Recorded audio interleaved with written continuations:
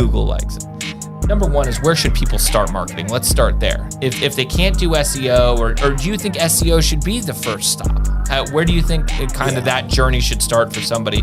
Let's call it with a small business. Yeah. Well, I mean, I guess with this, if we're talking about small business, small budget, let's say they're doing, they have 3 employees and they're doing $500,000 revenue a year. So they've gotten some success, but they're, like I said, doing 250 to 500 a year in revenue. They got a couple of employees and they're just kind of like, okay, we want to grow.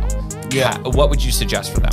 If they're doing that type of revenue, they should be able to implement both paid and SEO. If it's someone that has a smaller budget, sometimes I'm going to steer people in the direction of ads, depending on what industry, right? I wouldn't steer you in the direction of ads if you just got started as a PI attorney.